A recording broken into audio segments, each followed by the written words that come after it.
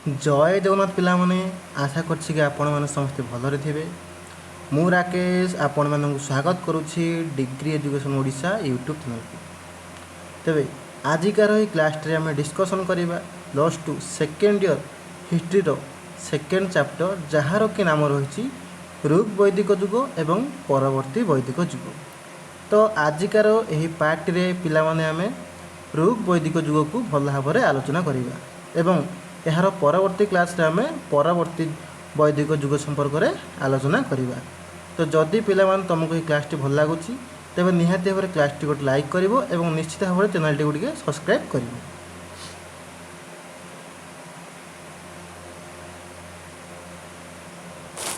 तो प्रथम आज आम देखिया कौन ना ऋग वैदिक युग संपर्क में आम भल भाव में आज जानिबा।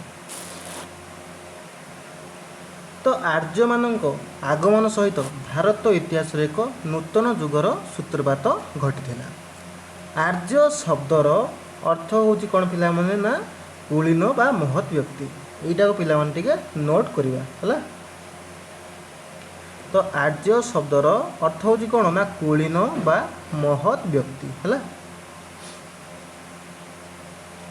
तबे आर्य मानकर प्रारंभिक बासस्थान को नहीं ऐतिहासिक माने भिन्न भिन्न मत पोषण करिसेंती।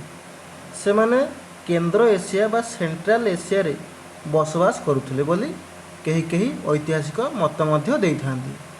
ऐतिहासिक मैक्स मुलर एवं रोमिला थापर मतरे एकदा आर्य माने यूरेशिया स्थित आल्प्स रो पूर्व भाग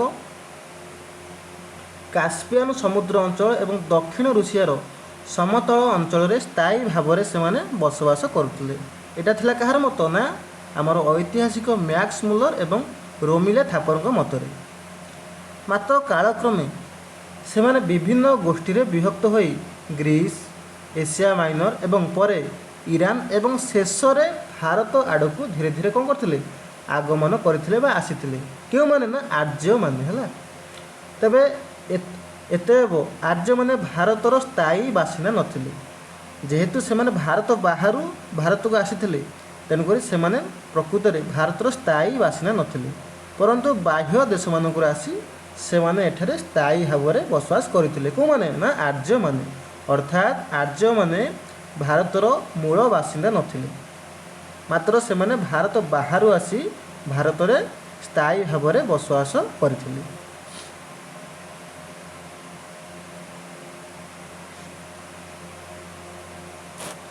ऋग वेदरे उल्लेख थिबा सप्त सिंधुर अर्थ है सप्त नदीर भूमि। ऋग आमर वेद हूँ केते प्रकार 4 प्रकार कौन कौन ना ऋग्वेद सामवेद यजुर्वेद एवं अर्थवेद। आमे यही विषयटी आगक वेद संपर्क में आलोचना करिबा। से कौन कही ना ऋग वेदरे उल्लेख थिबा सप्त सिंधु सिंधु अर्थ हूँ कौन ना समुद्र। से कही ऋग वेदरे उल्लेख थिबा सप्त सिंधुर अर्थ हूँ कौन ना सप्त नदीर भूमि। सप्त सिंधुर अर्थ हूँ कौन ना 7टी नदीर भूमि। से ही 7 गोटी नदी हूँ कौन कौन ना तथा आमर सिंधु रावी बेयास सतलेज झेलम चेनाब एवं सरस्वती। तो पिला माने यही 7टी नदी को मध्य आमको मन रखा पड़ो। एमसीक्यू रे मोर सर्ट क्वेश्चन में पकई पार जे निम्नोक्त मध्य केउटी सप्त सिंधुर अंतर्भुक्त नुहे तेणुक आमको यही 7टी नदी को मन रखा पड़ो। कौन कौन आउ थे कौन सिंधु रावी बेयास सतलेज झेलम चेनाब एवं सरस्वती है। तेबे आर्य माने बहु वर्ष धरी सप्त सिंधु अंचल में बसवास करथिले। एही अंचल थिला से मानकर प्रथम बासस्थली। तो आर्य मानकर भारत में प्रथम बासस्थली कोटा थिला ना सप्त सिंधु अंचल। सही समय रे ऋग वेदर स्तोत्र गुड़िक रचना कराइथिला। आर्य माने भारत में पहुँचला परे एठाकर स्थानीय अधिवासी द्राविड़ मानक सहित प्रत्यक्ष संपर्क में आसीथिले। तो प्रकृत में भारतर मूल आदिवासी को माने थिले द्राविड़ माने थिले मात्र आर्य माने भारत बाहर आसी से माने भारत में स्थायी भाव में बसवास करथिले। किंतु आर्य माने जेतेबेले भारत में पहुँचले से माने एठाकार बा भारतर स्थायी अधिवासी द्राविड़ मानक सहित प्रत्यक्ष संपर्क में आसिले। तो ऋग वेदरे द्राविड़ मानक दास बा दस्यु रूप में चित्रण कराई। यहाँ को पिला टिके नोट करवा कौटा को ना यहीटा को जे ऋग्वेदरे द्राविड़ मानू डैश रूप से चित्रण कराई। क्वेश्चन आसो एमती। तो ऋग्वेदरे द्राविड़ मानू दास बा दस्यु रूप से चित्रण कराई। पुनश्च ऋग्वेदरे दस्यु मानू हत्या करा विषय में उल्लेख रही।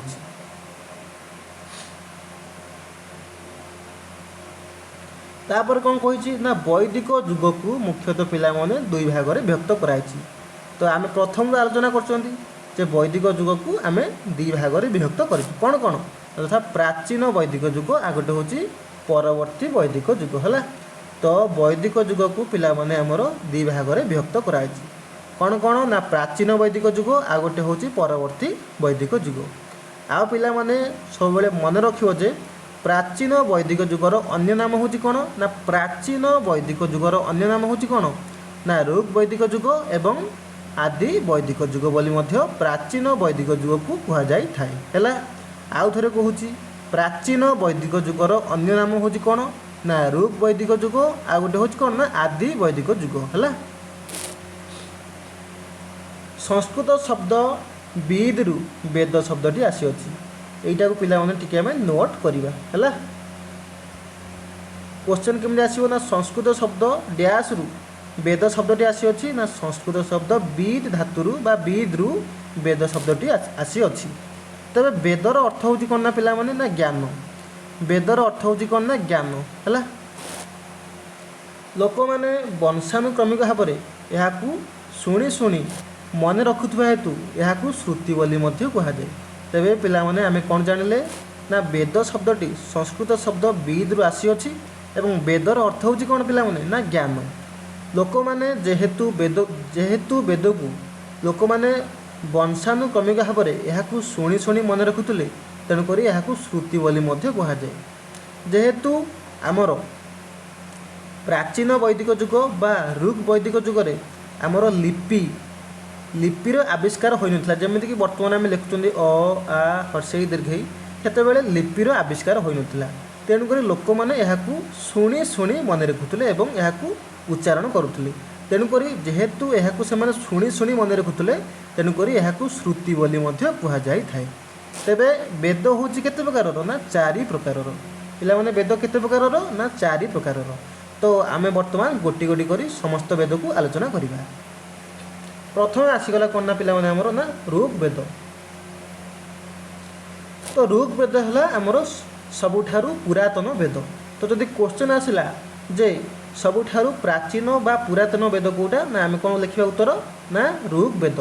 अर्थात यही ऋग्वेदटी सबुठारु प्रथमे रचना करा जायथिला।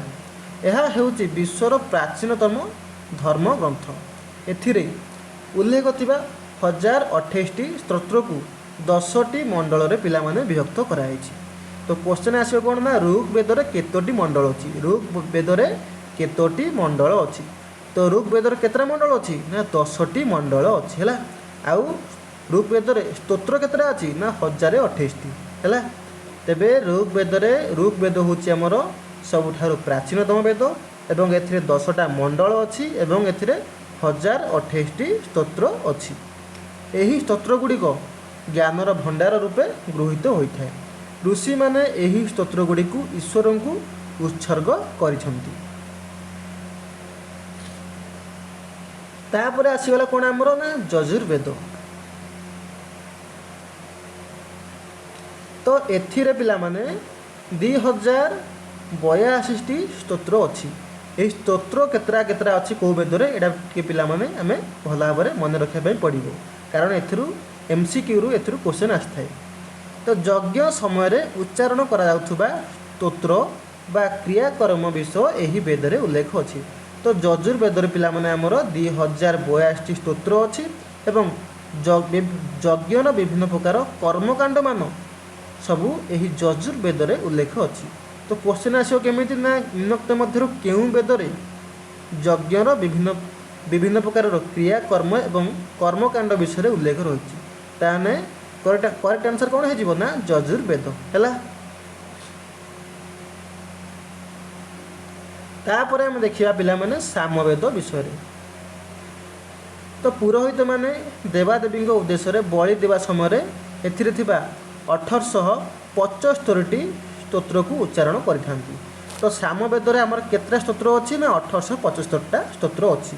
आ जदि पिला माने क्वेश्चन गला जे सामवेदरे केउं विषय सामवेदरे केउं विषय संपर्क में उल्लेखित कराई। तो सामवेदरे पिला माने एटा टिके इंपोर्टेंट नोट करिवो। सामवेदरे आमर संगीत विषय आलोचना कराई। क्वेश्चन केमिति पकेबो ना केउं वेदरे आमर संगीत संपर्क में आलोचना कराई। तो सामवेदरे आमर संगीत संपर्क में आलोचना कराई। आउ एठिरे आमर 1875टी स्तोत्र अच्छी।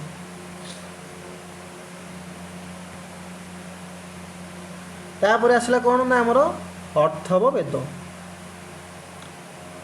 तबे अर्थव वेदरे 731टी स्तोत्र अच्छी। एथिरे कुहुक, जादुविद्या, कर्म, ज्ञान, उपासना संपर्क में वर्णना कराई। तो अर्थव वेदरे आमर 731टी स्तोत्र अच्छी एवं एथिरे कुहुक, जादुविद्या, कर्म, ज्ञान, उपासना, गुणी गारेडी संपर्क में वर्णना करा जाई अछि। तापर कौन कही ना प्रत्येक वेदर 4 गोटी विभाग रही। तो वेदर पिला माने 4 गोटी विभाग रही अछि। यथा संहिता, संहिता पर कौन आसीगला ना ब्राह्मण, तापर आरण्यक, तापर होची कौन ना उपनिषद बा वेदांत। तो वेदर 4 गोटी विभाग रही। कौन कौन ना यथा संहिता, ब्राह्मण, आरण्यक एवं उपनिषद बा वेदांत। तबे संहितार कौन आलोचना कराई ना संहितार विभिन्न प्रकार मंत्र एवं प्रार्थना उपरे गुरुत्व प्रदान कराई। ठीक सही परि भाव में ब्राह्मण रे वर्णित रही उपासना पद्धति एवं प्रार्थना। ठीक से भाव में आरण्य कौन उल्लेख रही ना दर्शन एवं आध्यात्मिक ज्ञान विषय आलोचना कराई। ठीक से भाव में उपनिषद बा वेदांत ब्रह्मतत्व, कर्मवाद, पुनर्जन्म एवं आध्यात्मिक रहस्य इत्यादि एथिरे स्थानित होइछि। एतद् व्यतीत भिन्न 4 गोटी उपवेद यथा उपवेद सुधा आमर केतटा 4टा, वेद 4टा, उपवेद मध्य 4टा। वेद कौन कौन ना ऋग्वेद, सामवेद, यजुर्वेद एवं अर्थवेद। ठीक से भाव में उपवेद मध्य आमर 4टा रही। कौन कौन तथा आयुर्वेद, धनुर्वेद, गंधर्व वेद एवं शिल्पवेद है। तेबे उपवेद मध्य 4टा रही। कौन कौन ना आयुर्वेद, धनुर्वेद, गंधर्व वेद एवं शिल्पवेद। तो आयुर्वेद कौन अच्छी ना चिकित्सा विद्या संपर्क में आलोचना कराई। क्वेश्चन केन पकेबो ना केउं उपवेदरे चिकित्सा विद्या संपर्क में उल्लेख अच्छी। आम जानी आयुर्वेदरे आमर चिकित्सा विद्या संपर्क में उल्लेख अच्छी। ठीक से भाव में धनुर्वेदरे आमर युद्ध विद्या संपर्क में उल्लेख कराई। ठीक से भाव में गंधर्व वेदरे आमर संगीत विषय आलोचना करा जायछि। एवं शेष में शिल्प वेदरे आमर शिल्प एवं कला स्थापत्य विषय उल्लेख रही।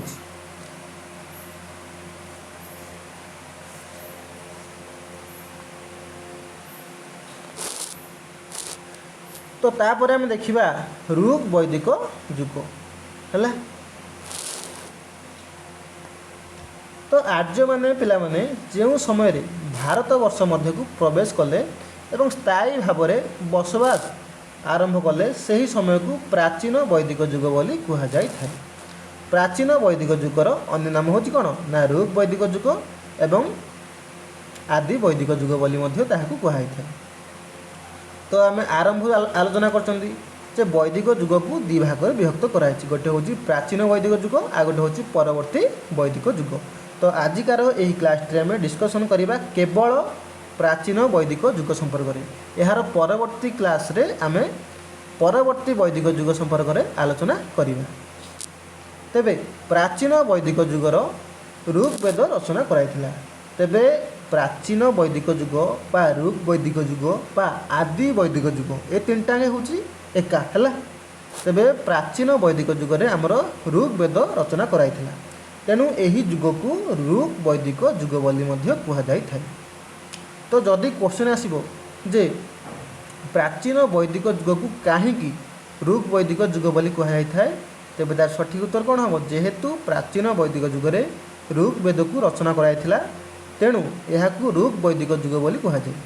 ଏବଂ ସବୁଠାରୁ ପିଲାମାନେ ଇମ୍ପୋର୍ଟାଣ୍ଟ ଜିନିଷ ହେଉଛି କେଉଁଟା ନା ଏଇଟା ହେଲା, ଏଇଟାକୁ ଟିକେ ମନେ ରଖିବା ଯେ ଋକ୍ ବୈଦିକ ଯୁଗର ବା ପ୍ରାଚୀନ ବୈଦିକ ଯୁଗର ସମୟକାଳ କେବେଠାରୁ କେବେ ପର୍ଯ୍ୟନ୍ତ ଥିଲା। ତେବେ ଋକ୍ ବୈଦିକ ଯୁଗ ବା ପ୍ରାଚୀନ ବୈଦିକ ଯୁଗର ସମୟକାଳ ଥିଲା ଖ୍ରୀଷ୍ଟପୂର୍ବ 1500ରୁ ଖ୍ରୀଷ୍ଟପୂର୍ବ 1000 ପର୍ଯ୍ୟନ୍ତ ଥିଲା ହେଲା। ଏଇଟାକୁ ଟିକେ ନୋଟ୍ କରିବ ପିଲାମାନେ। ପ୍ରାଚୀନ ଋକ୍ ବୈଦିକ ଯୁଗର ସମୟକାଳ ଥିଲା ଖ୍ରୀଷ୍ଟପୂର୍ବ 1500ରୁ ଖ୍ରୀଷ୍ଟପୂର୍ବ 1000 ମଧ୍ୟରେ ହେଲା।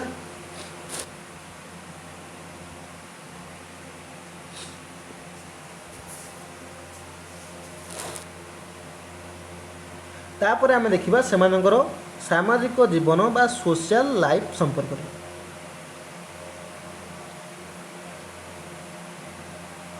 ତ ସାମାଜିକ ଜୀବନରେ ପ୍ରଥମେ ଆମେ ଦେଖିବା ପରିବାର ବିଷୟରେ। ତ ଋକ୍ ବୈଦିକ ସମାଜର ମୁଖ୍ୟ ଅଙ୍ଗ ଥିଲା କ'ଣ ନା ପରିବାର। ପରିବାର ଥିଲା ସାଧାରଣତଃ ପିତୃକୈନ୍ଦ୍ରିକ। ପିତୃକୈନ୍ଦ୍ରିକର ଅର୍ଥ ହେଉଛି ପରିବାରର ମୁଖ୍ୟ ଥିଲେ କିଏ ନା ପିତା ବା ଜଣେ ପୁରୁଷ ହେଲା। ବୟୋଜ୍ୟେଷ୍ଠ ବ୍ୟକ୍ତି ବା ବୟସ୍କ ବ୍ୟକ୍ତି ଥିଲେ ପରିବାରର ମୁଖ୍ୟ, ତାଙ୍କୁ ଗୃହପତି ବା କୁଳପତି ବୋଲି କୁହାଯାଉଥିଲା। ତ କ୍ୱେଶ୍ଚନ୍ କେମିତି ପଚାରିବେ ପିଲାମାନେ ନା ଋକ୍ ବୈଦିକ ଯୁଗର ପରିବାରର ମୁଖ୍ୟଙ୍କୁ କ'ଣ ବୋଲି କୁହାଯାଉଥିଲା। ତେବେ ତାହାର କରେକ୍ଟ ଆନ୍ସର୍ କ'ଣ ହେଇଯିବ ନା ଗୃହପତି ବା କୁଳପତି। ସେ ପରିବାରର ସମସ୍ତ ଦାୟିତ୍ୱକୁ ତୁଲାଉଥିଲେ, ପରିବାରର ଅନ୍ୟ ସମସ୍ତ ସଭ୍ୟମାନଙ୍କୁ ସେ ଖୁବ୍ ଆଦର କରୁଥିଲେ, ପରିବାରର ସମସ୍ତ ସଦସ୍ୟ ତାଙ୍କ ନିର୍ଦ୍ଦେଶକୁ ପାଳନ କରିବା ସହିତ ତାଙ୍କୁ ଉପଯୁକ୍ତ ସମ୍ମାନ ମଧ୍ୟ ଦେଉଥିଲେ। ଋକ୍ ବୈଦିକ ସମାଜରେ ଯୌଥ ପରିବାରର ବ୍ୟବସ୍ଥା ପ୍ରଚଳିତ ଥିଲା। ତ ଯୌଥ ପରିବାର କହିଲେ ଯେଉଁଥିରେ ବାପା ମା ଦାଦା ଖୁଡ଼ି ଜେଜେବାପା ଜେଜେମା ପିଇସା ପିଉସୀ ସମସ୍ତେ ମିଳିମିଶି ରହିଥାନ୍ତି, ଏହାକୁ କ'ଣ କୁହାଯାଏ ନା ଯୌଥ ପରିବାର ବୋଲି କୁହାଯାଇଥାଏ।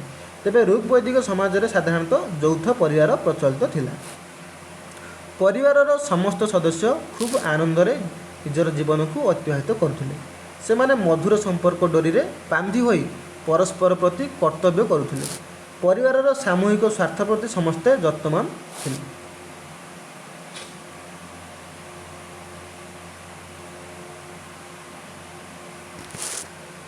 ତାପରେ ଆମେ ଦେଖିବା ସେମାନଙ୍କର ଖାଦ୍ୟ ଏବଂ ପାନୀୟ କିପରି ଥିଲା। ତ ଋକ୍ ବୈଦିକ ଆର୍ଯ୍ୟମାନେ ଉଭୟ ଆମିଷ ଏବଂ ନିରାମିଷ ଦ୍ରବ୍ୟକୁ ଖାଦ୍ୟ ରୂପରେ ଗ୍ରହଣ କରୁଥିଲେ। ଗହମ ଏବଂ ଯବରୁ ସେମାନେ ପିଠା ପ୍ରସ୍ତୁତ କରୁଥିଲେ। ଠିକ୍ ସେହିପରି ଭାବରେ ଦୁଗ୍ଧ ଜାତୀୟ ଦ୍ରବ୍ୟ, ବିଭିନ୍ନ ପନିପରିବା, ଫଳମୂଳ ଇତ୍ୟାଦି ଥିଲା ସେମାନଙ୍କର ମୁଖ୍ୟ ଖାଦ୍ୟ। ସେମାନେ ମଧ୍ୟ ବିଭିନ୍ନ ପଶୁ ପକ୍ଷୀଙ୍କ ମାଂସ ମଧ୍ୟ ଖାଉଥିଲେ। ଋକ୍ ବୈଦିକ ଆର୍ଯ୍ୟମାନେ ନଈ, ଝରଣା ତଥା କୂପ ବା କୂଅରୁ ଜଳକୁ ପାନୀୟ ଭାବରେ ଗ୍ରହଣ କରୁଥିଲେ। ନିଚ ସ୍ତରର ଜନସାଧାରଣ ବା ନିମ୍ନ ସ୍ତରର ଜନସାଧାରଣ ସୁରା ନାମକ ଏକ ପ୍ରକାରର ମଦ ମଧ୍ୟ ପାନ କରୁଥିଲେ। ତ କ୍ୱେଶ୍ଚନ୍ ଆସିବ ପିଲାମାନେ କ'ଣ ନା ଋକ୍ ବୈଦିକ ଯୁଗର ନିଚ ସ୍ତରର ଲୋକମାନେ କେଉଁ ମଦ୍ୟ ପାନ କରୁଥିଲେ।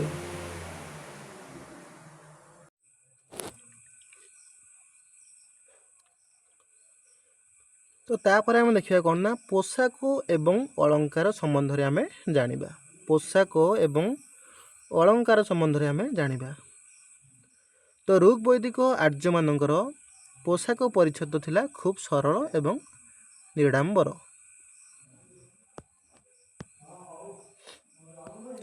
ସେମାନେ ମୁଖ୍ୟତଃ ପଶମ ଏବଂ କାର୍ପାସ ପ୍ରସ୍ତୁତ ବସ୍ତ୍ରକୁ ପରିଧାନ କରୁଥିଲେ। ସେମାନେ ମୁଖ୍ୟତଃ 3 ପ୍ରକାରର ବସ୍ତ୍ର ପରିଧାନ କରୁଥିଲେ।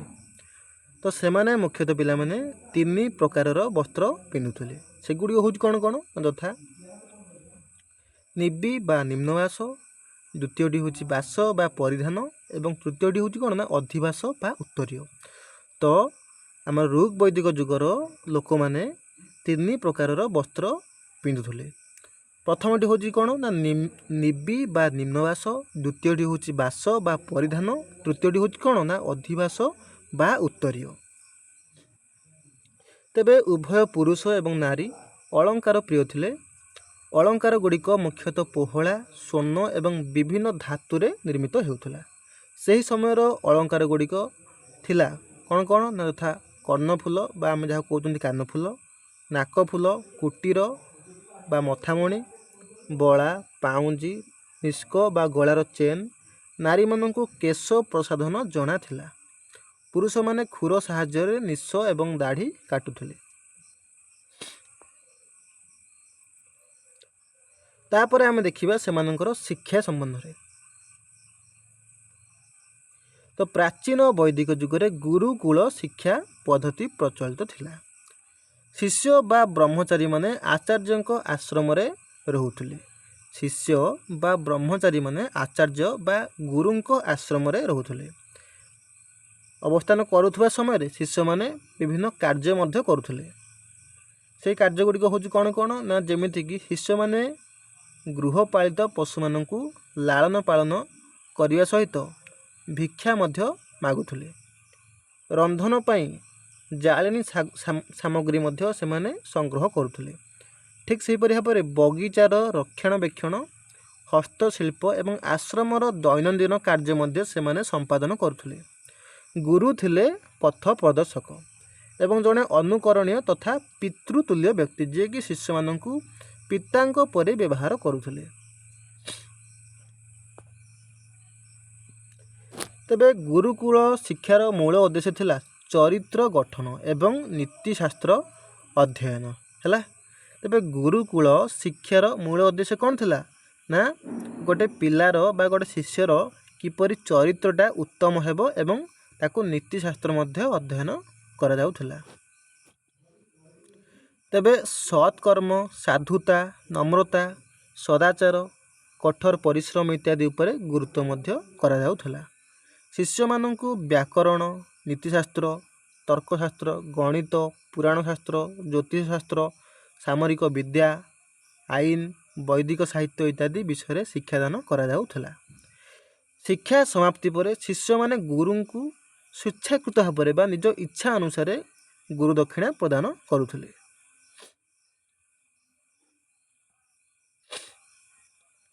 ତାପରେ ଆମେ ଦେଖିବା ବୈଦିକ ଯୁଗର ବା ଋଗ୍ ବୈଦିକ ଯୁଗର ଜାତି ପ୍ରଥା କିପରି ଥିଲା। ତେବେ ପ୍ରାଚୀନ ବୈଦିକ ଯୁଗରେ ଜୀବିକାକୁ ପାଥେୟ କରି ସମାଜ ଚାରିଗୋଟି ଶ୍ରେଣୀରେ ବିଭକ୍ତ ହୋଇଥିଲା। ସମାଜର ସେହି ଚାରିଗୋଟି ଶ୍ରେଣୀ ବା ବର୍ଣ୍ଣ ଥିଲେ କ'ଣ? ଆମର ବ୍ରାହ୍ମଣ, କ୍ଷତ୍ରିୟ, ବୈଶ୍ୟ ଏବଂ ଶୂଦ୍ର। ବ୍ରାହ୍ମଣ, କ୍ଷତ୍ରିୟ, ବୈଶ୍ୟ ଏବଂ ଶୂଦ୍ର ଯେଉଁମାନେ ସମାଜକୁ ଆଧ୍ୟାତ୍ମିକ ବାଣୀ ପ୍ରଦାନ କରିବା ସହିତ ଆଧ୍ୟାତ୍ମିକ ଜୀବନଯାପନ କରୁଥିଲେ ସେମାନଙ୍କୁ ବ୍ରାହ୍ମଣ କୁହାଯାଉଥିଲା।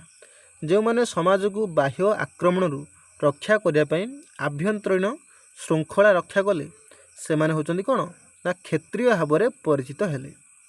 ବୈଶ୍ୟମାନେ ବ୍ୟବସାୟ, ବାଣିଜ୍ୟ ଏବଂ କୃଷି କାର୍ଯ୍ୟରେ ନିୟୋଜିତ ରହୁଥିଲେ। ଯେଉଁମାନେ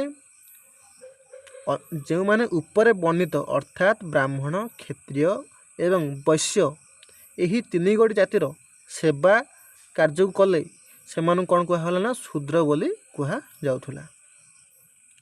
ତ ବ୍ରାହ୍ମଣମାନେ କ'ଣ କରୁଥିଲେ ନା ପୂଜା ପାଠ କରୁଥିଲେ ଏବଂ ଆଧ୍ୟାତ୍ମିକ ବାଣୀ ଅନ୍ୟମାନଙ୍କୁ ଦେଉଥିଲେ। ଠିକ୍ ସେହିପରି ଭାବରେ କ୍ଷତ୍ରିୟମାନେ କ'ଣ କରୁଥିଲେ ନା ନିଜ ଦେଶକୁ ବାହାର ଶତ୍ରୁମାନଙ୍କର ଆକ୍ରମଣରୁ ସେମାନେ ନିଜ ଦେଶକୁ ରକ୍ଷା କରୁଥିଲେ। ବୈଶ୍ୟମାନେ କ'ଣ କରୁଥିଲେ ନା ବେପାର, ବାଣିଜ୍ୟ ଏବଂ କୃଷି କାର୍ଯ୍ୟ କରୁଥିଲେ। ଏବଂ ଶୂଦ୍ରମାନେ ବ୍ରାହ୍ମଣ, କ୍ଷତ୍ରିୟ ଏବଂ ବୈଶ୍ୟ ଏହି ତିନୋଟି ଜାତିର ସେମାନେ ସେବା କରୁଥିଲେ। କେଉଁମାନେ ନା ଶୂଦ୍ରମାନେ। ତେବେ ବଢ଼େଇ, କୁମ୍ଭାର, ସ୍ୱର୍ଣ୍ଣକାର, ମୋଚି, ବାହକ ଇତ୍ୟାଦି ଏହି ଶ୍ରେଣୀର ଅନ୍ତର୍ଭୁକ୍ତ ଥିଲେ ହେଲା। ତ ବଢ଼େଇ, କୁମ୍ଭାର, ସ୍ୱର୍ଣ୍ଣକାର, ମୋଚି, ବାହକ ଏମାନେ କେଉଁ ଜାତିର ଥିଲେ ନା ଶୂଦ୍ର ବର୍ଣ୍ଣର ଅନ୍ତର୍ଭୁକ୍ତ ଥିଲେ। ଉକ୍ତ ବ୍ୟବସ୍ଥା ଧର୍ମନୈତିକ, ରାଜନୈତିକ, ଅର୍ଥନୈତିକ ଏବଂ ଶାରୀରିକ କ୍ଷମତାକୁ ଚାରିଗୋଟି ଭିନ୍ନ ଭିନ୍ନ ସାମାଜିକ ଶ୍ରେଣୀରେ ବିଭକ୍ତ କଲା। ଏହି ଚାରିଗୋଟି ଶ୍ରେଣୀର ସହଜକ୍ରମେ ସାମାଜିକ ପ୍ରଗତି ସମ୍ଭବପର ହୋଇପାରୁଥିଲା।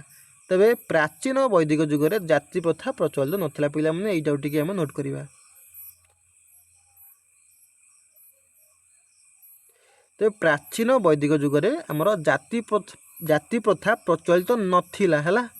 କିନ୍ତୁ ପରବର୍ତ୍ତୀ ବୈଦିକ ଯୁଗରେ କ'ଣ ହେଇଥିଲା ନା ଜାତି ପ୍ରଥା ଧୀରେ ଧୀରେ ପ୍ରଚଳିତ ହେବାକୁ ଲାଗିଲା ହେଲା। ତ ଆଉ ଥରେ କହୁଛି ପିଲାମାନେ, ଆମର ପ୍ରାଚୀନ ବୈଦିକ ଯୁଗରେ ଆମର ଜାତି ପ୍ରଥା ପ୍ରଚଳିତ ନଥିଲା। ପ୍ରତ୍ୟେକ ବ୍ୟକ୍ତି ସ୍ୱାଧୀନ ଭାବରେ ଜୀବନଯାପନ କରୁଥିଲେ। ତାପରେ ଆମେ ଦେଖିବା ପ୍ରାଚୀନ ବୈଦିକ ଯୁଗରେ ନାରୀମାନଙ୍କର ସ୍ଥାନ କିପରି ଥିଲା। ତ ପ୍ରାଚୀନ ବୈଦିକ ଯୁଗରେ ନାରୀମାନଙ୍କର ସ୍ଥାନ ଏବଂ ମର୍ଯ୍ୟାଦା ଖୁବ୍ ଉଚ୍ଚରେ ରହିଥିଲା। ସେମାନଙ୍କର ଶିକ୍ଷା ଗ୍ରହଣ କରିବାର ଅଧିକାର ରହିଥିଲା ଏବଂ ପୁରୁଷମାନଙ୍କ ପରି ଉଭୟ ଆଧ୍ୟାତ୍ମିକ ତଥା ବୌଦ୍ଧିକ ବିକାଶ ନିମନ୍ତେ ସେମାନେ ସମାନ ସୁବିଧା ସୁଯୋଗ ଉପଭୋଗ କରୁଥିଲେ। ଅର୍ଥାତ୍ ଆମେ ଯଦି ଟୋଟାଲି ଉପରେ କହିବା ଋକ୍ ବୈଦିକ ଯୁଗରେ ବା ପ୍ରାଚୀନ ବୈଦିକ ଯୁଗରେ ନାରୀମାନଙ୍କର ସ୍ଥାନ ଉଚ୍ଚରେ ଥିଲା। ପତି ଚୟନରେ ଝିଅମାନଙ୍କର ପୂର୍ଣ୍ଣ ସ୍ୱାଧୀନତା ରହୁଥିଲା। ଅର୍ଥାତ୍ ଝିଅମାନେ ନିଜର ସ୍ୱାମୀମାନଙ୍କୁ ବାଛି ପାରୁଥିଲେ। ଏଥିରେ ସେମାନଙ୍କର ସ୍ୱାଧୀନତା ରହିଥିଲା। ବିବାହିତା ନାରୀମାନେ ଗୃହକର୍ତ୍ତୀ ରୂପରେ ଗୃହର ସମସ୍ତ କାର୍ଯ୍ୟକୁ ସମ୍ପାଦନ କରୁଥିଲେ। ସ୍ୱାମୀମାନଙ୍କ ସହିତ ସେମାନେ ବିଭିନ୍ନ ପ୍ରକାର ଯଜ୍ଞ, ସାମାଜିକ ଉତ୍ସବ ଏବଂ ସଭା ସମିତିରେ ଅଂଶଗ୍ରହଣ କରିପାରୁଥିଲେ। ସମାଜରେ ବାଲ୍ୟ ବିବାହ, ସତୀ, ପର୍ଦ୍ଦା ପ୍ରଥା ଇତ୍ୟାଦି ପ୍ରଚଳିତ ନଥିଲା। ବାଲ୍ୟ ବିବାହର ଅର୍ଥ ହେଉଛି କ'ଣ ନା ବହୁତ କମ୍ ବୟସରୁ ଯଦି ଗୋଟେ ଝିଅଟିକୁ ବିବାହ କରିଦିଆଯାଏ ତାହା କ'ଣ କୁହାଯାଏ ନା ବାଲ୍ୟ ବିବାହ। ସତୀ ପ୍ରଥାର ଅର୍ଥ ହେଉଛି କ'ଣ ନା ଯଦି ଜଣେ ସ୍ତ୍ରୀ ବଞ୍ଚିଥାଉ ତାର ସ୍ୱାମୀ ମୃତ୍ୟୁବରଣ କରୁଛି ତେବେ ତାହାକୁ ତା ସ୍ୱାମୀର ଚିତାରେ ସ୍ତ୍ରୀଟି କ'ଣ କରାହେଉଥିଲା ନା ଜୀବନ୍ତ ଜାଳି ଦିଆଯାଉଥିଲା। ଏହାକୁ କ'ଣ କୁହାହେଉଥିଲା ନା ସତୀ ପ୍ରଥା କୁହାହେଉଥିଲା। ଆଉ ପର୍ଦ୍ଦା ପ୍ରଥା ତ ତମେ ପିଲାମାନେ ସମସ୍ତେ ଜାଣିଥିବ।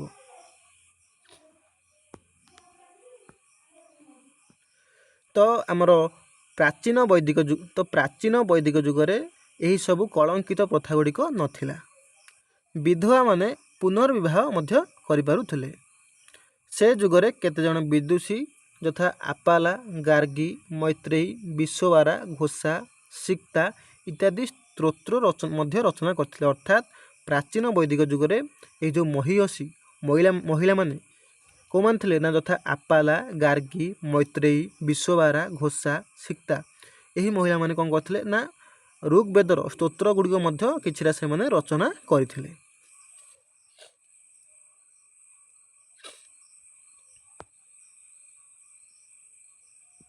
ତାପରେ ଆମେ ଦେଖିବା ସେମାନଙ୍କର ଆର୍ଥନୈତିକ ଜୀବନ ବା ଇକୋନୋମିକାଲ ଲାଇଫ୍ କିପରି ଥିଲା।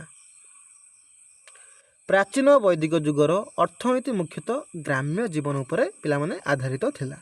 ତ ସମତଳ କ୍ଷେତ୍ର ପ୍ରସ୍ତୁତି, ବୀଜ ସଂରକ୍ଷଣ ଏବଂ ବୃହତ ମାଟି ପାତ୍ରରେ ଶସ୍ୟ ସଞ୍ଚୟ ସମ୍ପର୍କରେ ଋଗ୍ବେଦରେ ସୂଚନା ପ୍ରଦାନ କରାଯାଇଛି। ସେମାନେ କାଠ ଲଙ୍ଗଳରେ ଭୂମିକୁ ହଳ କରୁଥିଲେ ବା କର୍ଷଣ କରୁଥିଲେ।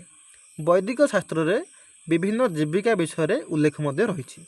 କୌଣସି ଜୀବିକାକୁ ନୀଚ ବୋଲି ବିବେଚନା କରାଯାଉନଥିଲା। ଅର୍ଥାତ୍ କୌଣସି ବି ଜୀବିକାକୁ ନୀଚ ବୋଲି ଆମର ଋକ୍ ବୈଦିକ ଯୁଗରେ ବା ପ୍ରାଚୀନ ବୈଦିକ ଯୁଗରେ ମନେ କରାଯାଉନଥିଲା। ସମସ୍ତ କାର୍ଯ୍ୟକୁ ସମାନ ଦୃଷ୍ଟିରେ ଦେଖାଯାଉଥିଲା।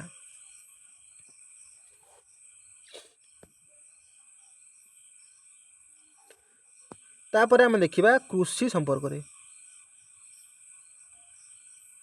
ତ ପ୍ରାଚୀନ ବୈଦିକ ଯୁଗରେ ଆର୍ଯ୍ୟମାନଙ୍କର ମୁଖ୍ୟ ଜୀବିକା କ'ଣ ଥିଲା ନା କୃଷି। ପ୍ରତ୍ୟେକ ପରିବାର ଅଧୀନରେ କୃଷି କାର୍ଯ୍ୟ ନିମନ୍ତେ ପର୍ଯ୍ୟାପ୍ତ ପରିମାଣର ଭୂମି ରହିଥିଲା। ସେମାନେ କୂଅ, ପୁଷ୍କରିଣୀ, ଝରଣା, ନଦୀ ଇତ୍ୟାଦି ଦ୍ୱାରା ଜଳସେଚନ କରୁଥିଲେ। ସେମାନେ ଗହମ, ଯବ, ଧାନ ଆଦି ଦ୍ରବ୍ୟ ଉତ୍ପାଦନ କରୁଥିଲେ। ସେମାନେ କୃଷି କାର୍ଯ୍ୟରେ ବଳଦମାନଙ୍କ ସାହାଯ୍ୟରେ ଟଣା ଯାଉଥିବା ଲଙ୍ଗଳ ବ୍ୟବହାର କରୁଥିଲେ। ସେମାନେ ମଧ୍ୟ କେତେକ ତୈଳବୀଜ ମଧ୍ୟ ଉତ୍ପାଦନ କରୁଥିଲେ ବା ତେଲ ଜାତୀୟ ଫସଲ ମଧ୍ୟ ସେମାନେ କରୁଥିଲେ।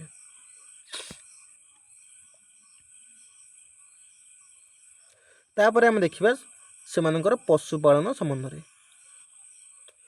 ଋଗ୍ବୈଦିକ ଆର୍ଯ୍ୟମାନଙ୍କର ଅନ୍ୟତମ ଜୀବିକା ଥିଲା ପଶୁପାଳନ। ତ ଆମେ ବର୍ତ୍ତମାନ ପଢ଼ିଲେ କ'ଣ ନା କୃଷି ଥିଲା ସେମାନଙ୍କର ମୁଖ୍ୟ ଜୀବିକା ହେଲା, କିନ୍ତୁ ପଶୁପାଳନ ମଧ୍ୟ ସେମାନଙ୍କର ଅନ୍ୟ ଏକ ଜୀବିକା ରୂପରେ ପରିଗଣିତ ହୋଇଥାଏ। ତ ତାଙ୍କର ମୁଖ୍ୟ ଜୀବିକା କେଉଁଟା ଥିଲା ନା କୃଷି ହେଲା। ସେମାନେ ବିଭିନ୍ନ ଗୃହପାଳିତ ପଶୁ ଯଥା ମଇଁଷି, ଗାଈ, ଅଶ୍ୱ ବା ଘୋଡ଼ା, ମେଷ ଓ ଛେଳି ପାଳନ କରୁଥିଲେ। ନିଜ ନିଜର ପଶୁମାନଙ୍କୁ ଚିହ୍ନଟ କରିବା ପାଇଁ ସେମାନଙ୍କର କାନରେ ସେମାନେ ଚିହ୍ନ ମଧ୍ୟ ଦେଉଥିଲେ। ସେମାନଙ୍କର ଆର୍ଥିକ ବିକାଶ ଗୋ ସମ୍ପଦ ଉପରେ ନିର୍ଭର କରୁଥିଲା।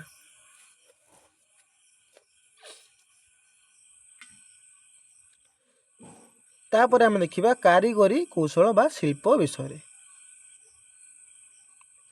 ପ୍ରାଚୀନ ବୈଦିକ ଯୁଗରେ ଆର୍ଯ୍ୟମାନଙ୍କର କାରିଗରୀ କୌଶଳ ଥିଲା ଖୁବ୍ ଉଚ୍ଚକୋଟୀର। ଧାତବ ଶିଳ୍ପ, ଚମଡ଼ା ଶିଳ୍ପ, କାଠ କାମ, ମୃତ୍ତିକା ଶିଳ୍ପ, ବୟନ ଶିଳ୍ପ ଇତ୍ୟାଦିରେ ସେମାନେ ଖୁବ୍ ନିପୁଣ ଥିଲେ। ସେମାନଙ୍କୁ ରଥ, ଶଗଡ଼, ବୋଇତ ଆଦି ନିର୍ମାଣ ମଧ୍ୟ ଜଣାଥିଲା।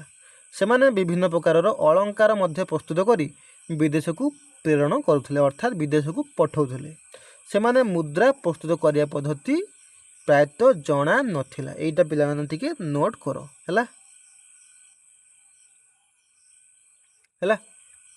ତ ଋକ୍ ବୈଦିକ ବା ପ୍ରାଚୀନ ବୈଦିକ ଯୁଗର ଲୋକମାନଙ୍କୁ ମୁଦ୍ରା ପ୍ରସ୍ତୁତ କିପରି କରାଯାଏ ତାହା ବା ଏହି କୌଶଳ ଜଣା ନଥିଲା ହେଲା।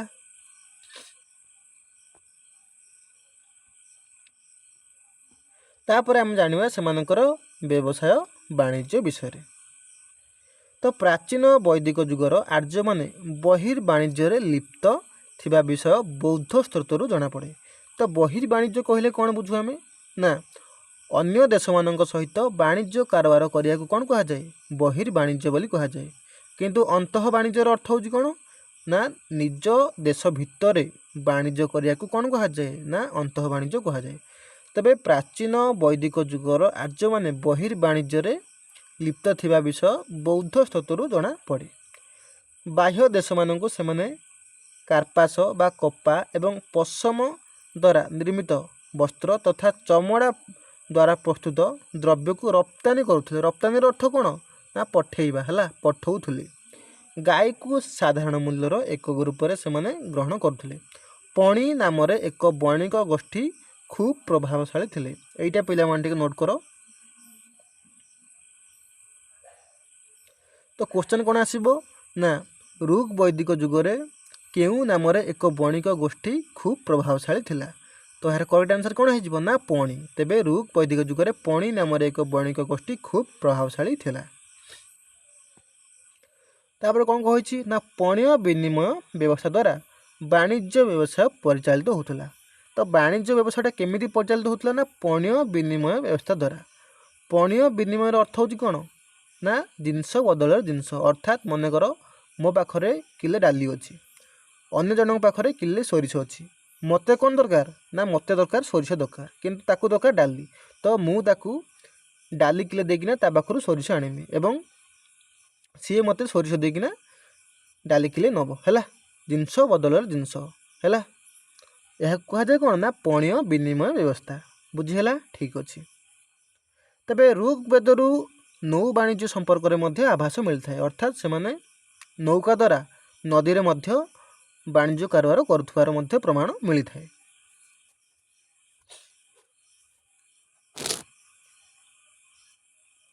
ତାପରେ ଆମେ ଦେଖିବା ସେମାନଙ୍କର ପରିବହନ କିପରି ଥିଲା ବା ତାଙ୍କର ଗମନାଗମନ ବ୍ୟବସ୍ଥା କିପରି ଥିଲା। ତ ଋକ୍ ବୈଦିକ ଆର୍ଯ୍ୟମାନେ ବାଣିଜ୍ୟ ବ୍ୟବସାୟ ଏବଂ ଗମନାଗମନର ସୁବିଧା ପାଇଁ ରାସ୍ତାଘାଟ ନିର୍ମାଣ କରୁଥିଲେ। ରଥ ଏବଂ ଶଗଡ଼ ସାହାଯ୍ୟରେ କୃଷି ଏବଂ ଶିଳ୍ପଜାତ ଦ୍ରବ୍ୟଗୁଡ଼ିକୁ ସ୍ଥାନାନ୍ତରିତ କରାଯାଉଥିଲା। ଜଳପଥରେ ବୋଇତ, ଡଙ୍ଗା ଏବଂ ପାଲଟଣା ଜାହାଜ ସାହାଯ୍ୟରେ ସେମାନେ ବିଭିନ୍ନ ସ୍ଥାନକୁ ଦ୍ରବ୍ୟ ପଠାଉଥିଲେ ବା ପ୍ରେରଣ କରୁଥିଲେ। ତାପରେ ଆମେ ଦେଖିବା ସେମାନଙ୍କର ରାଜନୈତିକ ସଂଗଠନ ବିଷୟରେ। ତ ଋକ୍ ବୈଦିକ ଆର୍ଯ୍ୟମାନଙ୍କର ରାଜନୈତିକ ଜୀବନ ଥିଲା ଖୁବ୍ ଉଚ୍ଚକୋଟୀର। ପ୍ରଜାମାନଙ୍କର କଲ୍ୟାଣ ସାଧନ ଥିଲା ଶାସନ କଳର ମୂଳ ଲକ୍ଷ୍ୟ।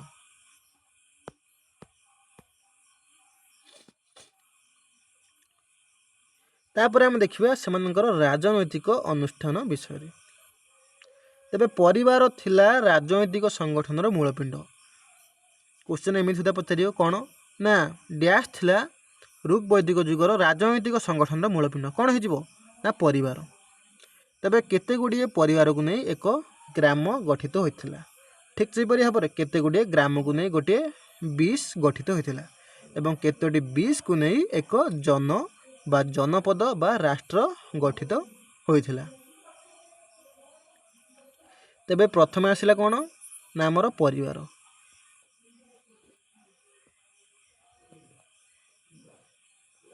प्रथमे परिवार तापर आसला कौन ना ग्राम ग्राम पर कौन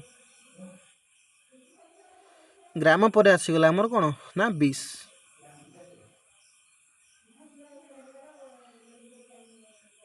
20 पर कौन आसीगला ना जन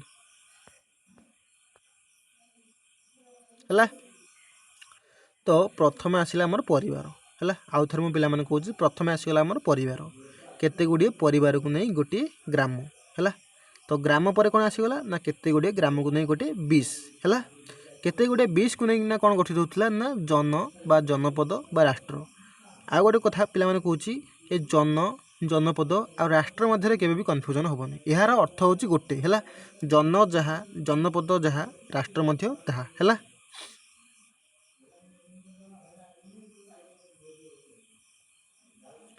तेबे वयोज्येष्ठ पुरुष थिले परिवार मुख्य एटा आम आगुरी आलोचना करछंती कौन कहला ना कुलप बा कुलपति कहुला। तो ग्रामर मुख्य थिले कि ग्रामणी पिला माने एटा नोट करो ग्रामर मुख्य किए थिले ना ग्रामणी थिले है। ठीक से भाव में 20 रो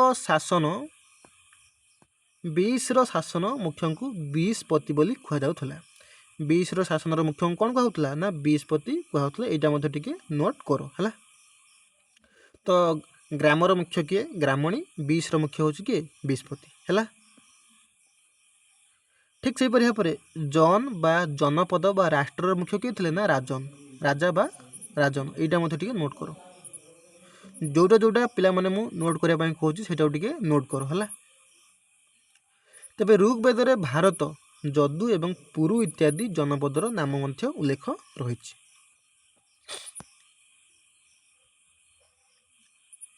तापर आम राजा बा राजन विषय आलोचना करिबा। राजा थिले जन बा राष्ट्रर सर्वोच्च शासक तांकु सम्राट बोली कहुला।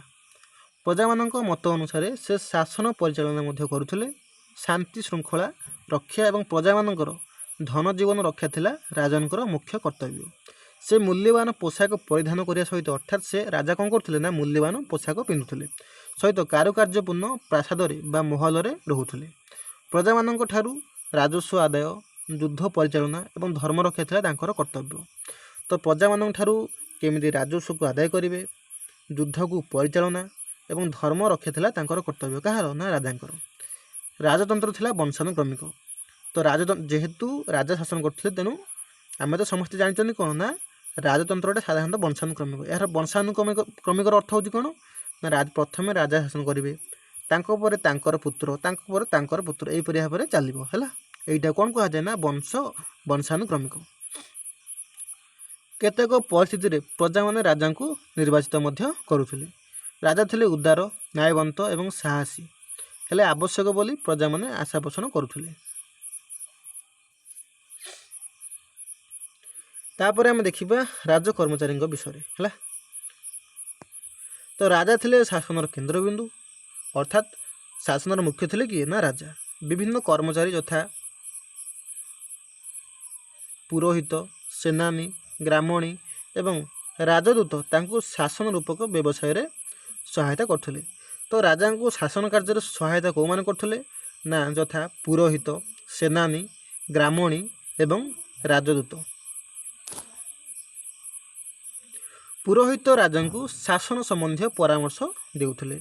एटा पिला माने मन रखिबो पचारदेव कौन ना किए राजा को शासन संबंधी विभिन्न परामर्श देउथले किए ना पुरोहित एवं विभिन्न प्रकार धर्म कार्य एवं राज कार्य परिचालन मध्य से भूमिका ग्रहण करुथले।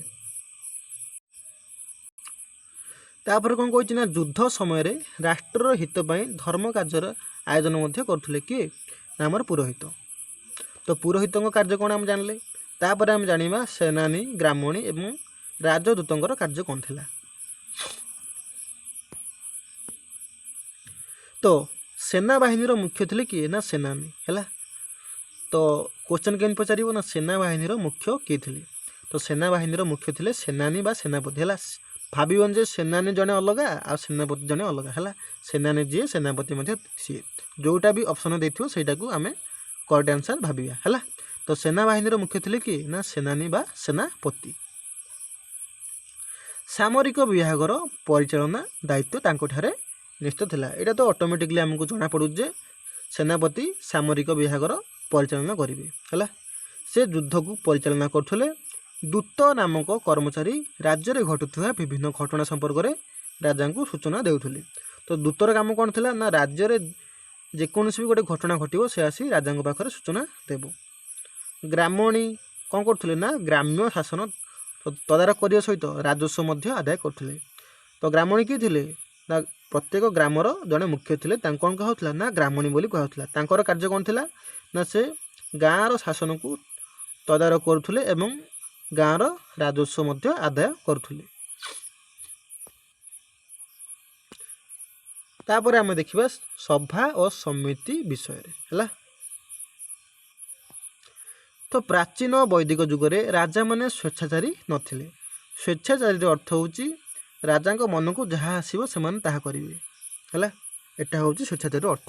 ତ ଏଠି କ'ଣ କହିଛି ନା ପ୍ରାଚୀନ ବୈଦିକ ଯୁଗରେ ରାଜାମାନେ ସ୍ୱେଚ୍ଛାଚାରୀ ନଥିଲେ, ଅର୍ଥାତ୍ ସେମାନେ ପ୍ରଜାମାନଙ୍କର ହିତ ଏବଂ ଉନ୍ନତିକୁ ଦେଖିକିନା ସେମାନେ କାର୍ଯ୍ୟ କରୁଥିଲେ।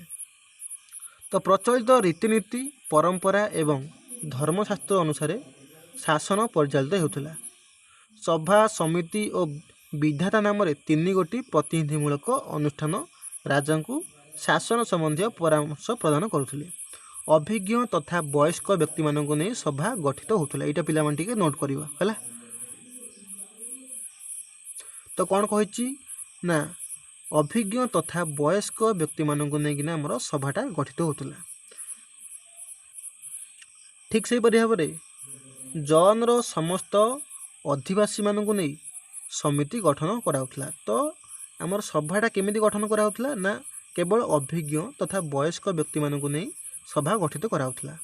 କିନ୍ତୁ ଜନ୍ର ବା ରାଷ୍ଟ୍ରର ସମସ୍ତ ଅଧିବାସୀମାନଙ୍କୁ ନେଇ ଆମର ସମିତି ଗଠିତ ହୋଇଥିଲା। ଠିକ୍ ସେହିପରି ଭାବରେ ବିଧାତା ଦ୍ୱାରା ସମସ୍ତ ଅର୍ଥନୈତିକ ଧର୍ମୀୟ ସାମାଜିକ ତଥା ସାମରିକ କାର୍ଯ୍ୟଗୁଡ଼ିକ ସମ୍ପାଦିତ ହେଉଥିଲା। ନାରୀମାନେ ସଭା ଏବଂ ବିଧାତାରେ ଅଧିବେଶନରେ ଅଂଶଗ୍ରହଣ କରିପାରୁନଥିଲେ ହେଲା, କରିପାରୁନଥିଲେ।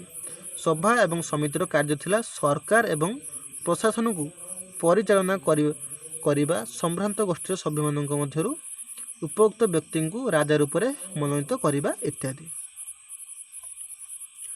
ଅଯୋଗ୍ୟ ଏବଂ ଅତ୍ୟାଚାରୀ ରାଜା ତଥା ରାଜକର୍ମଚାରୀମାନଙ୍କୁ ସମିତି ଦ୍ୱାରା ବହିଷ୍କାର ମଧ୍ୟ କରାଯାଇପାରୁଥିଲା। ଯେଉଁ ରାଜା ଅଯୋଗ୍ୟ ଏବଂ ଅଧିକ ଅତ୍ୟାଚାର କରୁଥିଲେ ତ ସେହି ରାଜକର୍ମଚାରୀମାନଙ୍କୁ ମଧ୍ୟ ସମିତି କ'ଣ କରୁଥିଲା ନା ବହିଷ୍କାର ବା ବାହାର କରିଦେଇ ପାରୁଥିଲା।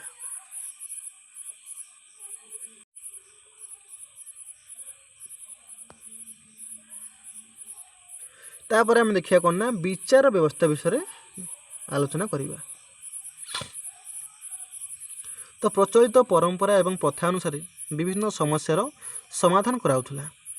ପ୍ରତ୍ୟେକ ଗ୍ରାମର ଅଧିବାସୀମାନେ ମିଳିତ ବୈଠକରେ ଉପସ୍ଥିତ ହୋଇ ଆଲୋଚନା ମାଧ୍ୟମରେ ସମସ୍ତ ମକଦ୍ଦମାର ବିଚାର କରୁଥିଲେ। ରାଜନ ଥିଲେ ବିଚାର ବିଭାଗର ମୁଖ୍ୟ, ତ ରାଜା ଥିଲେ ବିଚାର ବିଭାଗର ମୁଖ୍ୟ। ବୟସ୍କ ବ୍ୟକ୍ତିମାନେ ନ୍ୟାୟ ପ୍ରଦାନ କ୍ଷେତ୍ରରେ ରାଜାଙ୍କୁ ଉପଯୁକ୍ତ ସହାୟତା ପ୍ରଦାନ କରୁଥିଲେ। ତ ବୟସ୍କ ବ୍ୟକ୍ତିମାନେ କୌଣସି ନ୍ୟାୟ ପ୍ରଦାନ କ୍ଷେତ୍ରରେ ରାଜାଙ୍କୁ ଉପଯୁକ୍ତ ସହାୟତା ବା ମତାମତ ଦେଉଥିଲେ। କଠୋର ଦଣ୍ଡ ବ୍ୟବସ୍ଥା ପ୍ରଚଳିତ ଥିଲା। ଚୋରି ଡକାୟତି ଠକେଇ ଇତ୍ୟାଦି ଘଟଣା ସମ୍ପର୍କରେ ଋଗ୍ବେଦରେ ମଧ୍ୟ ଉଲ୍ଲେଖିତ କରାଯାଇଅଛି।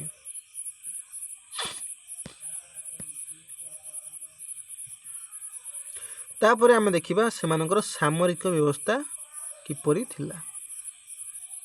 ତ ସେନାଧ୍ୟକ୍ଷଙ୍କଠାରେ ସେନାବାହିନୀର ସମସ୍ତ ଦାୟିତ୍ୱ ନ୍ୟସ୍ତ ଥିଲା।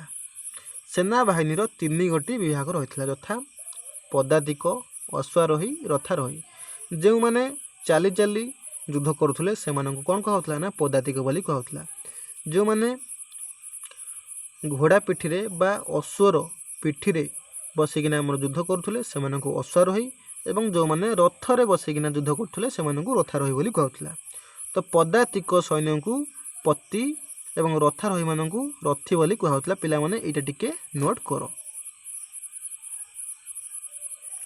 ପଦାତିକ ସୈନିକମାନଙ୍କୁ ପତି ବୋଲି କୁହାଯାଉଥିଲା ଏବଂ ରଥାରୋହୀମାନଙ୍କୁ ରଥୀ ବୋଲି କୁହାଯାଉଥିଲା।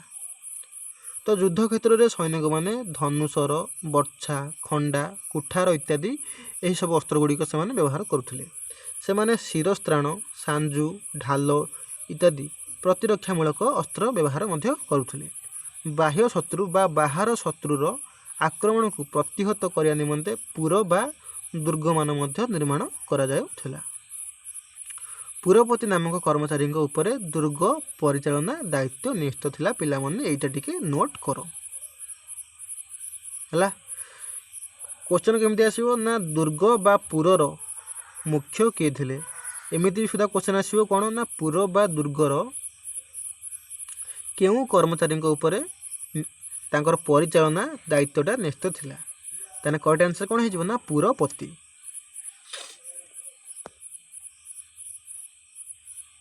ତାପରେ ଆମେ ଦେଖିବା ସେମାନଙ୍କର ଧର୍ମ ବିଶ୍ୱାସ କେମିତି ଥିଲା। ତ ଆର୍ଯ୍ୟମାନଙ୍କ ଆଧ୍ୟାତ୍ମିକ ଜୀବନ ସମ୍ବନ୍ଧରେ ବୈଦିକ ସାହିତ୍ୟରୁ ଯଥେଷ୍ଟ ସୂଚନା ମିଳେ। ସେମାନଙ୍କ ଧର୍ମ ଭାବନା ଥିଲା ଖୁବ୍ ସରଳ ଏବଂ ସ୍ୱଚ୍ଛ। ତାପରେ ଆମେ ଦେଖିବା ପ୍ରକୃତି ଉପାସନା ବିଷୟରେ। ଋକ୍ ବୈଦିକ ଆର୍ଯ୍ୟମାନେ ପ୍ରକୃତିର ଉପାସନା କରୁଥିଲେ। ପ୍ରକୃତିର ଉପାସନା ମାନେ ଯେମିତିକି ନଦୀ ହେଇଗଲା, ଆମର ପର୍ବତ, ସାଗର, ଆମର ପୃଥିବୀ, ଏମାନଙ୍କୁ ସେମାନେ କ'ଣ କରୁଥିଲେ ନା ପୂଜା କରୁଥିଲେ। ତ ପ୍ରକୃତି ଉପରେ ମାନବ କଲ୍ୟାଣ ନିର୍ଭରଶୀଳ ବୋଲି ସେମାନେ ଅନୁଭବ କରୁଥିଲେ। ସେମାନେ ପ୍ରକୃତିର ବିଭିନ୍ନ ସ୍ୱରୂପକୁ ପରମେଶ୍ୱର ବା ଈଶ୍ୱରଙ୍କ ସୃଷ୍ଟି ବୋଲି ବିବେଚନା କରୁଥିଲେ। ପ୍ରକୃତିର ବିଭିନ୍ନ ଉତ୍ସ ଦେବତାମାନଙ୍କ ସତ୍ତା ସହିତ ସଂଶ୍ଳିଷ୍ଟ ବା ଜଡ଼ିତ ଥିଲା ବୋଲି ସେମାନଙ୍କର ବିଶ୍ୱାସ ଥିଲା। ବର୍ଷା, ବନ୍ୟା, ବାତ୍ୟା, ଆଲୋକ, ଅନ୍ଧକାର ଇତ୍ୟାଦି ବିଭିନ୍ନ ରୂପକୁ ଈଶ୍ୱରଙ୍କ ପରିପ୍ରକାଶ ବୋଲି ସେମାନେ ଭାବୁଥିଲେ। ତ ସେମାନେ ଚନ୍ଦ୍ର, ସୂର୍ଯ୍ୟ, ବାୟୁ, ଉଷା, ଅଗ୍ନି, ପୃଥିବୀ, ଇନ୍ଦ୍ର, ଜଳ ଇତ୍ୟାଦି ଦେବତାଙ୍କର ଆରାଧନା କରୁଥିଲେ। ତ ଇନ୍ଦ୍ର ଥିଲେ ବୃଷ୍ଟି ଆଉ ବର୍ଷା ଆଉ ଝଡ଼ର ଦେବତା। ଚନ୍ଦ୍ର ଏବଂ ସୂର୍ଯ୍ୟ ଥିଲେ ଆଲୋକର। ଚନ୍ଦ୍ର ଏବଂ ସୂର୍ଯ୍ୟ ଥିଲେ କିଏ ନା ଆଲୋକର ଦେବତା। ତ ଚନ୍ଦ୍ର ଆଉ ସୂର୍ଯ୍ୟ ଥିଲେ ଆମର ଆଲୋକର ଦେବତା। ଆଉ ବରୁଣ ଥିଲେ ଜଳର ଦେବତା। ତ ମୁଁ ଆଉ ଥରେ କହୁଛି, ସେମାନେ ଚନ୍ଦ୍ର, ସୂର୍ଯ୍ୟ, ବାୟୁ, ଉଷା, ଅଗ୍ନି, ପୃଥିବୀ, ଇନ୍ଦ୍ର, ଜଳ ଇତ୍ୟାଦି ଦେବତାଙ୍କୁ ପୂଜା କରୁଥିଲେ। ତ ଇନ୍ଦ୍ର ଥିଲେ ଆମର ବୃଷ୍ଟି ଏବଂ ବା ବର୍ଷା ଏବଂ ଝଡ଼ର ଦେବତା।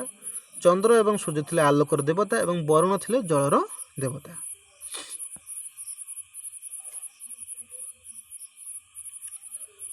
ତାପରେ ଆମେ ଦେଖିବା ଏକେଶ୍ୱରବାଦ ସମ୍ପର୍କରେ। ତ ଏକେଶ୍ୱରବାଦ କହିଲେ ଆମେ କ'ଣ ବୁଝିବା? ତ ଏକେଶ୍ୱରବାଦର ଅର୍ଥ ହେଉଛି ଏକ ଈଶ୍ୱର ଉପରେ ବିଶ୍ୱାସ ହେଲା।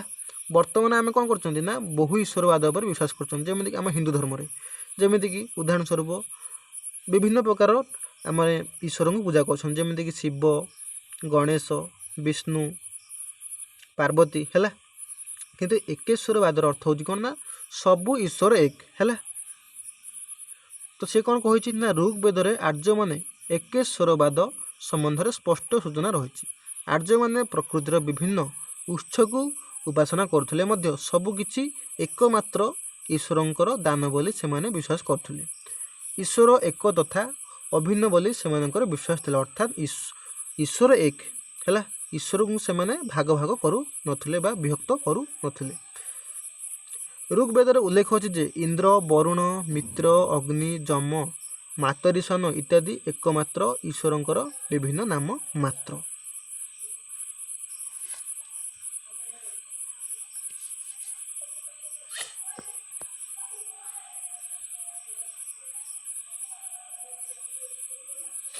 ତାପରେ ଆମେ ଜାଣିବା ଉପାସନା ପଦ୍ଧତି ସମ୍ପର୍କରେ। ତ ଋକ୍ ବୈଦିକ ଆର୍ଯ୍ୟମାନଙ୍କର ପୂଜା ପଦ୍ଧତି ଖୁବ୍ ସରଳ ଥିଲା। ସେ ଯୁଗର ମୂର୍ତ୍ତି ପୂଜା ମଧ୍ୟ ପ୍ରଚଳିତ ନଥିଲା। ଏଇଟା ପିଲାମାନେ ଟିକେ ନୋଟ୍ କର। ତ ସେ ଯୁଗରେ କ'ଣ ଥିଲା ନା ମୂର୍ତ୍ତି ପୂଜା ପ୍ରଚଳିତ ନଥିଲା ହେଲା। ତ ଆମର ଋକ୍ ବୈଦିକ ଯୁଗରେ ବା ପ୍ରାଚୀନ ବୈଦିକ ଯୁଗରେ ମୂର୍ତ୍ତି ପୂଜା ପ୍ରଚଳିତ ନଥିଲା ହେଲା। ଯେମିତିକି ବର୍ତ୍ତମାନ ଆମେ ବିଭିନ୍ନ ପ୍ରକାର ଈଶ୍ୱରଙ୍କର ମୂର୍ତ୍ତି ଗୁଡ଼ିକୁ ଆଣି ପୂଜା କରୁଛନ୍ତି। ତ ସେଇ ଯୁଗରେ ମୂର୍ତ୍ତି ପୂଜା ପ୍ରଚଳିତ ନଥିଲା। ଦେବାଦେବୀଙ୍କ ପାଇଁ ମନ୍ଦିର ନିର୍ମାଣ କରାଯାଉନଥିଲା। ପ୍ରାର୍ଥନା, ଯୋଗ, ସ୍ତୋତ୍ର ଏବଂ ମନ୍ତ୍ରପାଠ ଦ୍ୱାରା ଦେବାଦେବୀଙ୍କୁ ସନ୍ତୁଷ୍ଟ କରାଯାଉଥିଲା। ସ୍ୱର୍ଗୀୟ ମଣ୍ଡଳୀ ଯଥା ଗନ୍ଧର୍ବ, ଅପ୍ସରା ଆଦିଙ୍କ ପାଇଁ ପ୍ରାର୍ଥନା ଏବଂ ମନ୍ତ୍ର ଋକ୍ ବେଦରେ ମଧ୍ୟ ଉଲ୍ଲେଖ କରାଯାଇଛି। ପୁନଶ୍ଚ ଦେବାଦେବୀଙ୍କୁ ସନ୍ତୁଷ୍ଟ କରିବା ପାଇଁ ବିଭିନ୍ନ ପ୍ରକାର ଯଜ୍ଞ ଅନୁଷ୍ଠାନର ଆୟୋଜନ କରାଯାଇ ଅଗ୍ନିରେ ଘୃତର ଅର୍ଥ କ'ଣ ନା ଘିଅ, ଘୃତ, ଫଳମୂଳ, ଦୁଗ୍ଧ, ଶସ୍ୟ, ସମରସ ଆଦି ଆହୁତି ଦିଆଯାଉଥିଲା। ତେବେ ସେହି ସମୟରେ ପୂଜାବିଧି ଖୁବ୍ ସରଳ ଏବଂ ସହଜ ଥିଲା। ଋକ୍ ବୈଦିକ ଆର୍ଯ୍ୟମାନେ କର୍ମବାଦ ଉପରେ ମଧ୍ୟ ଗୁରୁତ୍ୱ ପ୍ରଦାନ କରୁଥିଲେ। ତ ଇଏ ଆମର ପିଲାମାନେ ସରିଗଲା କ'ଣ ନା ଆମର ଋକ୍ ବୈଦିକ ଯୁଗ ବା ପ୍ରାଚୀନ ବୈଦିକ ଯୁଗ। ତ ଏହାର ପରବର୍ତ୍ତୀ କ୍ଲାସ୍ରେ ଆମେ ପରବର୍ତ୍ତୀ ବୈଦିକ ଯୁଗ ବା ଲେଟର ବେଦିକ ଏଜ୍କୁ ଆମେ ଭଲ ଭାବରେ ଆଲୋଚନା କରିବା। ତ ପିଲାମାନେ ଯଦି ଆପଣଙ୍କୁ ଏହି କ୍ଲାସ୍ଟି ଭଲ ଲାଗୁଥାଏ ତେବେ ନିହାତି ଭାବରେ କ୍ଲାସ୍ଟିକୁ ଗୋଟିଏ ଲାଇକ୍ ମାରିବେ ଏବଂ ନିହାତି ଭାବରେ ଚ୍ୟାନେଲଟିକୁ ସବସ୍କ୍ରାଇବ୍ କରିବେ ଏବଂ ଆପଣମାନଙ୍କର ସାଙ୍ଗମାନଙ୍କ ସହିତ ମଧ୍ୟ କ୍ଲାସ୍ଟିକୁ ସେୟାର କରିବେ, ଯାହାଦ୍ୱାରା ସେମାନେ ମଧ୍ୟ ଏଥିରେ ଉପକୃତ ହୋଇପାରିବେ।